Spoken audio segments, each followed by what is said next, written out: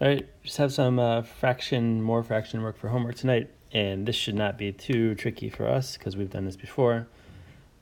Just quickly, make sure you explain your solutions to show how you got what you did.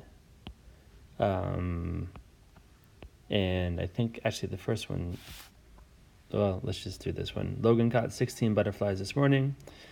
By the evening, 1/4 of the butterflies had flown away. How many butterflies remain? Well, 1/4 of 16 is going to be 4, right? Because 16 divided by 4 equals 4. But the question is, how many butterflies remain? And the answer is 12. 12 butterflies remain.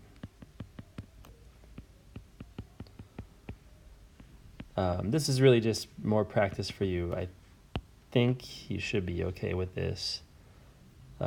Just be aware, over here we have 2/3 for our fraction. So Maria read 90 books, and she read 2/3 of the books before spring break. So 90 needs to be put into 3 equal groups. Can you divide 90 divided by 3? Think about 9 divided by 3. You're going to have 30 in each one, right? And she read 2/3 before spring break. So how many did she read before spring break? She read this many books before spring break. And then the other side of this, you're just simply looking at calculation. So what's 1/4 of 24?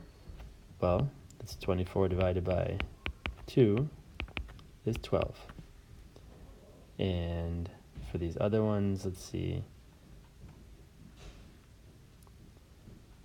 How about 1/3 of 60? Can you put 60 into 3 groups? It would be 20, 20, and 20. Again, I think you can do most of this on your own. Diagram or picture why half of 60 is not the same as half of 24. Well, I guess there's different ways you could do this. Half of 60 would be 30, right? 60 breaks into 30, and 30, 24 breaks into 12, and 12, 30 is greater than 12.